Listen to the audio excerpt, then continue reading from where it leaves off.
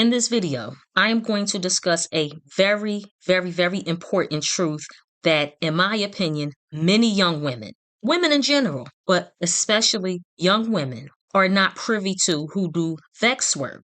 Now, this is in light of a documentary that I watched about Lily Phillips. Lily Phillips is the Onlyfans chick that slept with 100 men in 24 hours, and then she had a complete meltdown. And I'm also going to discuss Shauna Grant. And Shauna Grant was an adult entertainer. She had basically blindly walked into the world of pornography in the early 80s. And as a result of that, because she was uninformed, she had a very short and tragic life. So for anyone that's unfamiliar with Shauna Grant, whose real name, her birth name, was Colleen Applegate. She grew up in a small town in Farmington, Minnesota. She came from a two-parent household. She had one brother, three sisters, your typical Midwestern, Middle American family. Her parents were your typical blue-collar workers. Colleen was a high school cheerleader, and she also worked as a cashier, and then she left that job and worked at a phone company. Typical job that an 18-year-old would work. Remember, this is 1981. Keep that in mind. So sometime around December 1981, she tried to unalive herself by consuming a bunch of prescription pills. Her parents said in a later interview that they believed she had tried to unalive herself for attention. I mean, clearly. Anyone who is prepared to leave Earth, who really wants to unalive themselves, they're going to get the job done. They are going to get the job done. Anything other than that, in my opinion, it is for attention because these people are crying out. So Colleen and her family, they all had, from my understanding, a one and done family counseling session, right? Just the one time. But unfortunately, they did not get any answers as to why she tried to take her own life. There were no solutions. So they just left it at that. Now, about 3 months later, word spread of her suicide attempt. And Colleen was embarrassed. She was embarrassed. So her and her boyfriend at that time, they decided to just up and leave Minnesota and relocate to Los Angeles, California. For the first month that they were in Cali, they were basically looking for work. They were trying to secure employment. Again, Colleen was 18 at the time. Doing the research, it doesn't state how old her boyfriend was. I'm assuming he was 18 or at least in his early 20s. Okay, so their first month in Cali, they were on a vigilant search to secure employment, but they were unsuccessful in doing so. So Colleen's boyfriend, he saw an ad one day. He saw an ad for the World Modeling Agency. They were seeking new recruits for figure modeling. They met up with the agency's owner, and then he set Colleen up to have a photo session with a softcore photographer whose work has been featured in Penthouse magazine. So she was doing softcore photo sessions, and the photographer stated, these are his words, his name is Stephen Hicks. I deal with a lot of girls who are new in this business, a lot of young girls, and a lot of young girls from out of town. Colleen was so incredibly young and naive. She was completely unhip and non-LA. So this photographer, he already knew that this girl she doesn't know what she's getting herself into. Incredibly young and naive. This is what he said in an interview.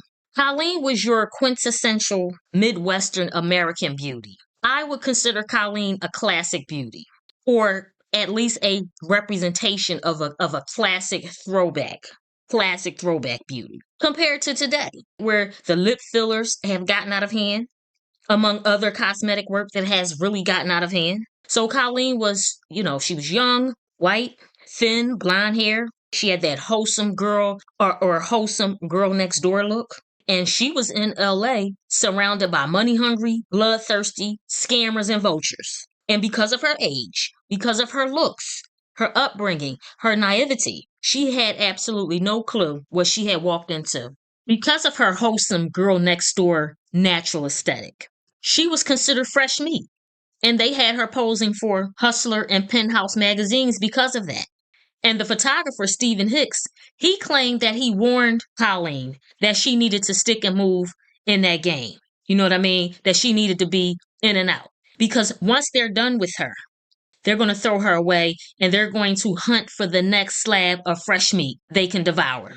And the only thing left for her would be hardcore movies. This is what Stephen Hicks, the photographer, This is what he claimed that he warned Colleen, aka Shauna Grant, of. Stephen Hicks said, and I quote, you take a typical girl that's used to working at McDonald's or at a shoe store where she's used to making a minimum wage, and suddenly she's given the opportunity to get made up and be in front of people who tell her she's beautiful and make as much money in a day as she was making in 3 weeks. And they change. They change. And that's sad. That's a quote from Stephen Hicks during a later interview.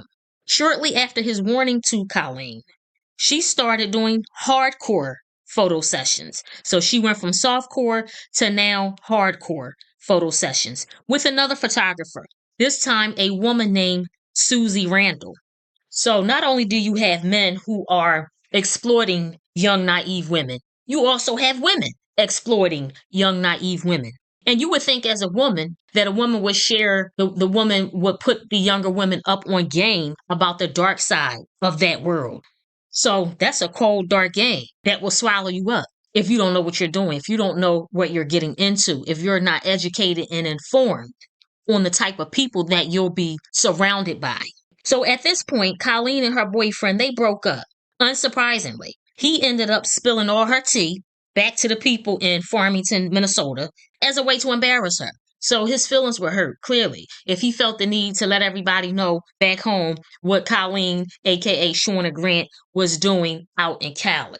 Colleen continued working for the modeling agency, ignoring Stephen Hicks' advice to get out of that game before she gets deeper into what was already way over her head.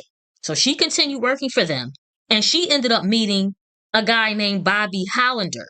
Bobby Hollander was a veteran adult film producer, so he was a vet, right? He done seen young women come and go. There's no telling what he has seen as a adult film producer. He's the one that launched her adult film career and gave her the stage name Shauna Grant.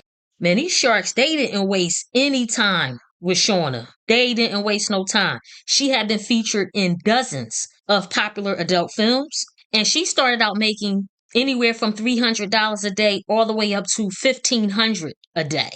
Why? Her looks, her age, her natural middle American wholesome girl next door aesthetic. That is what made her $1,500 daily.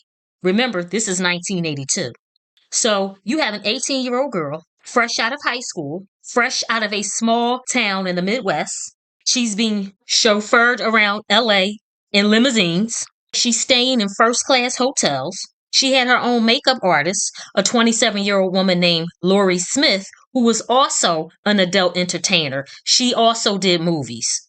This woman also did cocaine with Shauna. Her and Shauna used to party together. And Shauna developed an aggressive cocaine addiction, according to people that worked with her. It said that people in her circle nicknamed her Apple Coke. That's how bad her coke addiction got. Her addiction got to the point where she couldn't find work because, according to one of the film directors, she wasn't enthusiastic enough. So, she probably was on set. She probably was on set doing the bare minimum as far as their performance standards were concerned because she just wanted to get high. And I believe Shauna's aggressive coke addiction was her trying to numb herself mentally and emotionally and spiritually because she was way in over her head from the moment she responded to that modeling ad. I'm going to go into the spiritual implications of sex in a minute, but I believe that's why she started doing coke. And it just, her coke addiction, it grew. That monkey on her back, it wasn't going nowhere. That monkey on her back was aggressive, right? She was trying to numb herself. Shauna ended up retiring from the adult entertainment industry in 1983. So around that time, she was 19, let's say 19 going on 20.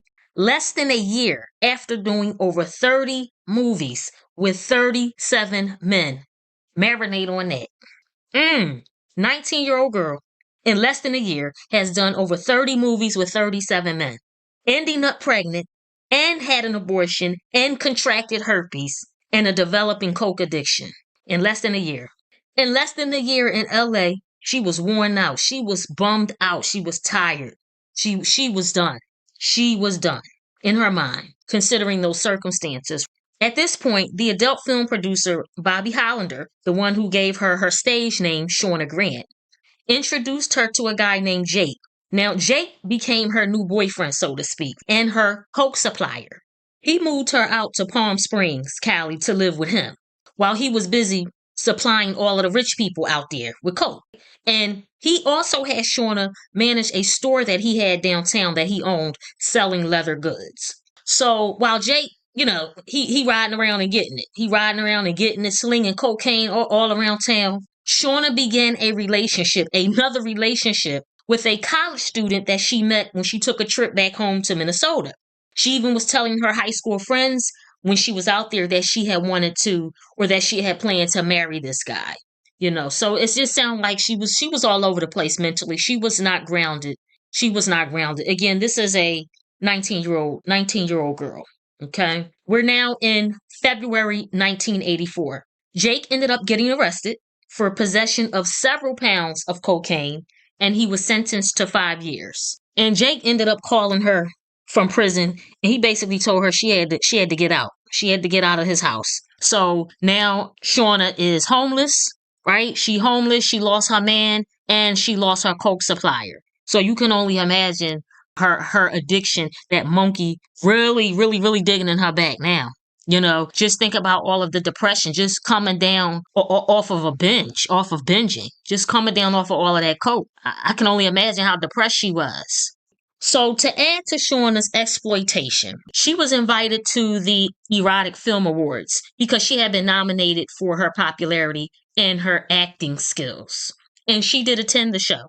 And even though directors and producers claimed they didn't want to work with her due to her cocaine addiction, and also because she had expressed how she did not want to do any lesbian scenes, and she was also uncomfortable with trying out anal. So even knowing that, they still offered her a role in the film. And that's because they're money hungry, sex driven vultures. And see, the sad thing is because of Shauna's age and her naive nature, she didn't understand, because of her inexperience in life, that these scammers and vultures, they needed her more than she needed them. That's why they still offered her a role in a film, even though they claimed they didn't want her due to her cocaine addiction and because she didn't want to do certain scenes. She didn't want to perform certain sex acts. And at this time, she had not done a movie in 10 months, but she agreed to play the role. However, she ended up changing her mind and convinced one of her girlfriends, another adult film star, to take the role for her. So even though Shauna needed the money, I think that she changed her mind and turned down the role, or convinced her girlfriend to take it rather, because she was tired. She was tired of being objectified, used, and discarded. Rinse and repeat. She was tired of the rinse and repeat. And I think that she despised what she had allowed herself to become. That's why I think that she accepted the role, because she didn't need the money. Most of her money was going to bills and coke. So she definitely needed the money. But again, she was tired of being used, objectified, and also what she had allowed herself to become.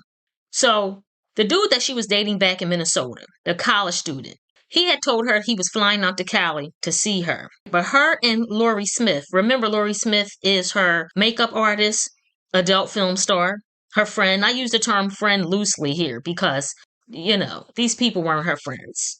Maybe she found comfort with the other women who were also adult film stars. But again, that's a cold game. That's a cold game. I'm sure you have to be extremely discerning on who you call a friend. They were partying so hard that Shauna forgot that her dude from Minnesota was at the airport. So she left him stranded at the airport. He ended up having to fly back to Minnesota. And what is sad is that Shauna's parents begged her to come back home. They wanted her to go to school, and they even offered to pay her tuition and any other expenses that she would incur. They just wanted their child back home. But Shauna was reluctant to return because she felt that her name, her character, her reputation had been tarnished and disgraced. And she felt that she embarrassed her family. Thanks to the first boyfriend, the one she flew out there with, who ended up telling everybody back in Minnesota what she was doing because his feelings were hurt. So she felt that her family was embarrassed by her. even if they were, and I'm sure they were, they still love their child. That's why they begged her to come back home. But Shauna, from the interviews, the people said that she would not have felt comfortable at home because of the embarrassment, because she felt like her name, her character, her reputation had been sullied. On March 23rd, 1984, Shauna shot herself in the head with a .22 long rifle. The bullet went through her right temple, out the left, and through the bedroom wall. She was rushed to the hospital. They pronounced her brain dead. They put her on life support, and then they disconnected her from the life support 2 days later. Her funeral and her burial was held in her hometown of Farmington, Minnesota. All of the people that she worked with out there in LA, that she worked for and with, let me say that, they chose not to show up, claiming that they didn't want to exacerbate whatever disappointment, anger, and anguish Shauna's family may have been experiencing. And I know when I first heard about this, I first heard about this when I was a kid. I overheard the adults just like, oh my God, y'all heard about that little young pretty white girl from Minnesota that went out to Hollywood and got herself hooked up in pornography and ended up unaliving herself at only 20 years old. I remember them saying it. I was very nosy. I was a very nosy child. I always love to learn. I'm always listening out for information. A lot of children are like that. That's why we as adults have to be careful what we're saying in front of kids, because we're all ears and we are very nosy as children. But this is why I was able to pull this up. There are plenty of adult entertainers who have unalived themselves. I mean, there's a whole list. And unsurprisingly, it's mainly women. There are a couple men who have worked in the adult entertainment industry that ended up unaliving themselves, but it's mainly women. And that's because we are receivers of energy. So, Colleen Applegate, aka Shauna Grant, she lived a short and tragic life.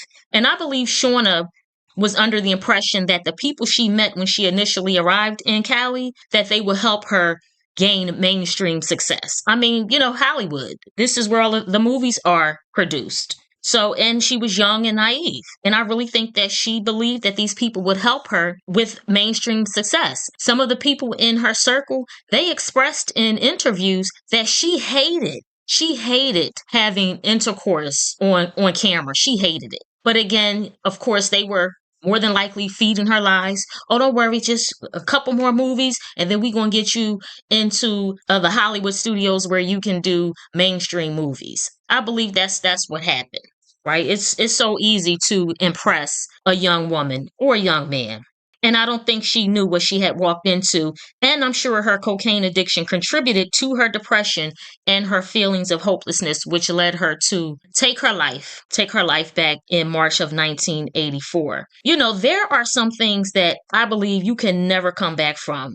Some of you may disagree with that, but I believe Shauna, everything that she experienced, the choices that she made, I believe she could have bounced back from her choices, even though she was embarrassed, even though she was humiliated and depressed and had developed this addiction. I believe she could have bounced back from that. But of course, that would have been for her to decide. That would have had been for her to do shadow work and come to terms with the choices that she made, forgive herself, and then move forward in life. Which brings me to Lily Phillips. Now, if you haven't heard already, she's the 23-year-old British OnlyFans star who had sex with 100 or 101. Not clear on that. I've seen both. 100 or 101 men in 24 hours, and then had a meltdown afterwards. And I'm not sure if you guys are familiar with Josh Peters' YouTube channel, but that's where I had saw the documentary. Some of you may have saw clips on other channels or on TikTok or whatever. But this young woman, this is absolutely absurd. Absolutely absurd. She's teetering on the edge of destruction, and she doesn't know it. I mean, complete mental, emotional, and spiritual destruction. If she does not find out how to spiritually cleanse herself after absorbing the energy of all those men. And now she's talking about she's going to go ahead and she's going to break her own record and sleep with 1,000 men, which, I really think that she's saving face at this point. I think she's just talking. I mean, I hope so, But she absorbed all of those energies from all of those men, and she wonders why she had a meltdown after she was laughing, bragging. She was confident about doing it.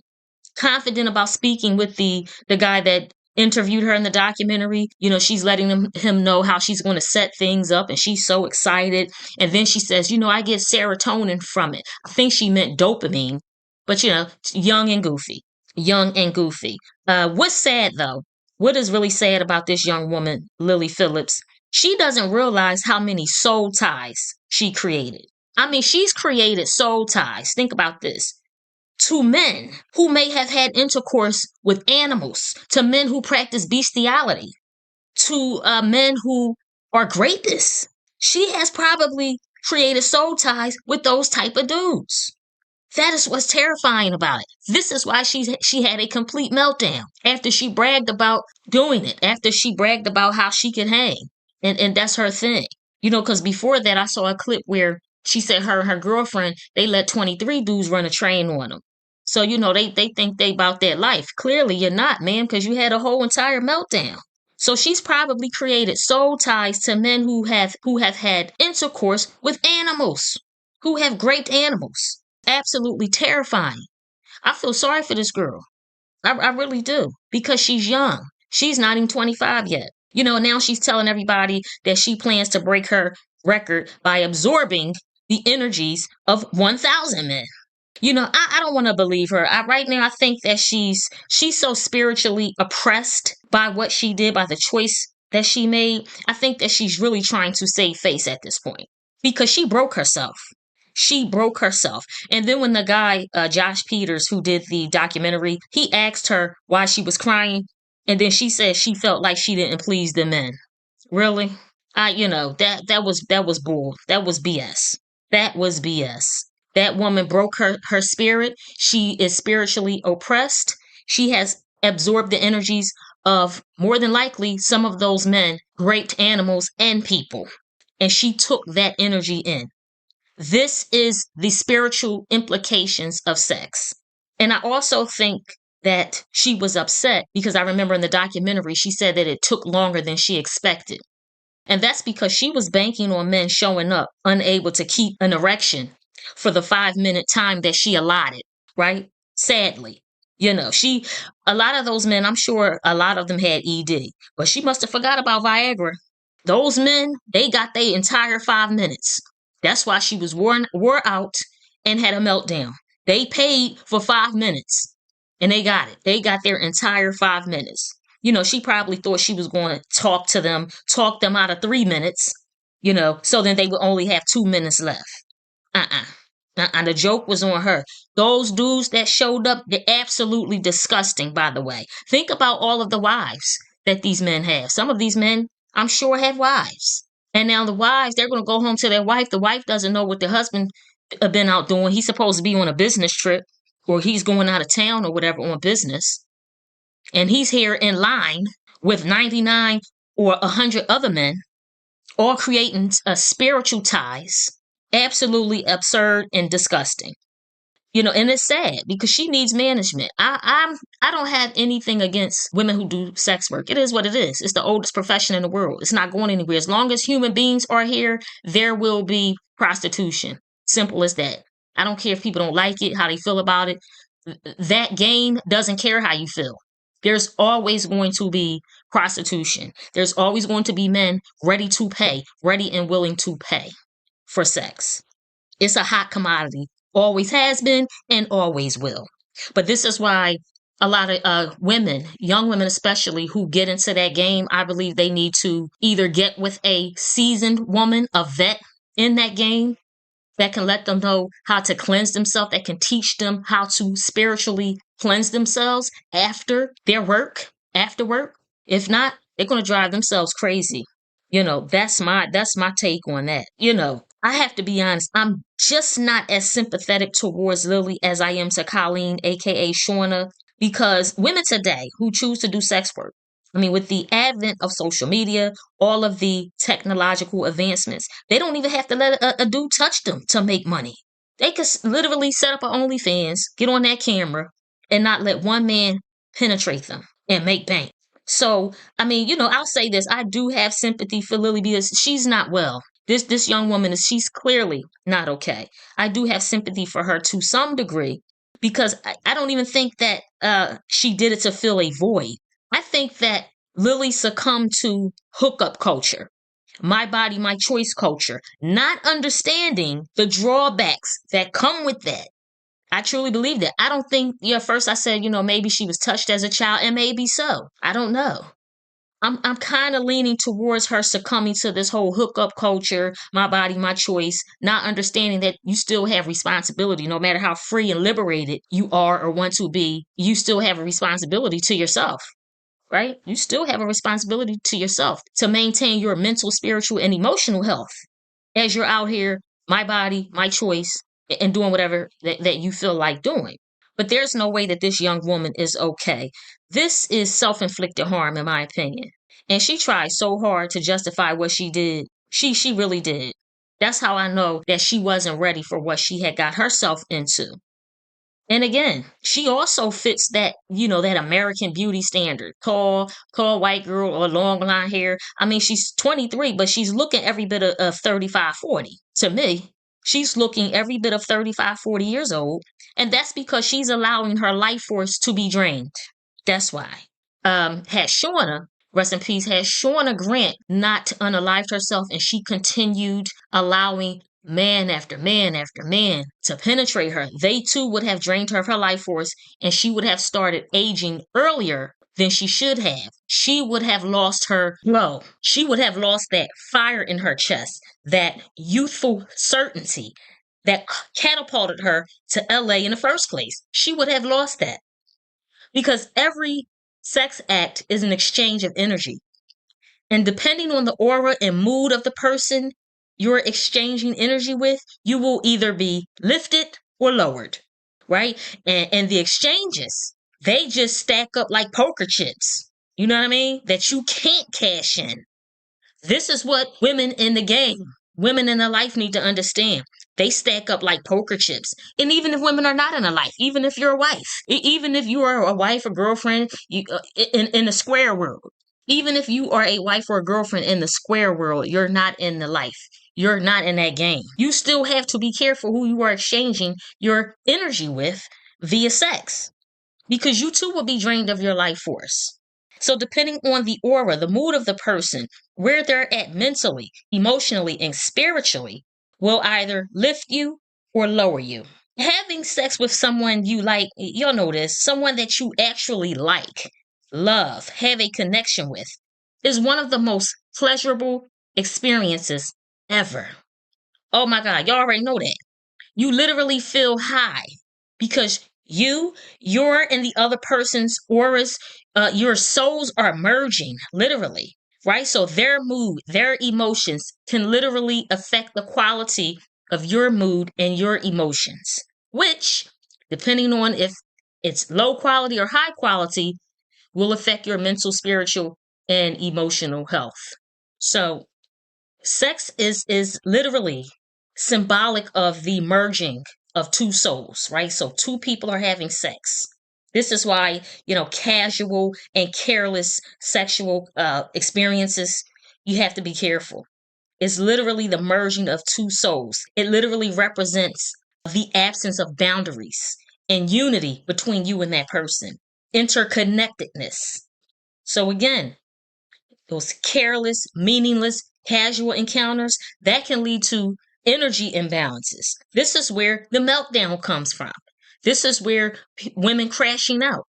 Imagine allowing a man who you don't like penetrating you, and then you don't do any sort of spiritual cleansing afterwards. And then you wonder why you're an emotional wreck and you're feeling low and you're feeling down. You don't like him, so you're not aroused. It's purely transactional. Relationships are transactional anyway, but I'm talking about sex work. Okay, you don't really like him, so you're not aroused. There's no feel good hormones being released. He has basically drained you of your life force. You're feeding him. He's full. You're empty because he drained your life force. Right? This is what happened to Shauna and Lily and many women who fail to learn and understand the spiritual implications of sex, thinking that it's just an act. I remember Lily had said in a documentary, I wanted to be like a conveyor belt. This girl really does not know what she's doing. Literally. She wants it to be a conveyor belt of men. You already crashed out and had a meltdown over 100. But now you want 1,000 and you want it to be a conveyor belt. She's spiritually broken and oppressed. And again, that's a shame. I feel sorry for that girl because she does not know what she's doing at all. And I hope that she doesn't end up doing what Shauna did, which is putting a 22 long rifle to her temple and taking herself out. I hope that doesn't happen. But she's definitely teetering on the edge of that. Oh, yeah, most definitely. And as far as the adult entertainment industry is concerned, this is why very few women have come out of that unscathed. Very, very few. This is why women say how light and content and lifted they feel practicing abstinence and celibacy. Even married women. Even if you're in a relationship, I'm not going to say you should because I don't tell women what they should do, but it's a good idea to practice celibacy, abstinence. Those two words are used interchangeably, even in a relationship.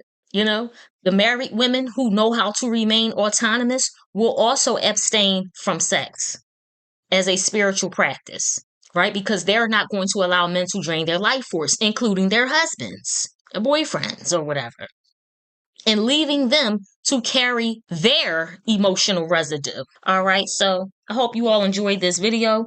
Leave your thoughts in the comments and like and share this video and subscribe.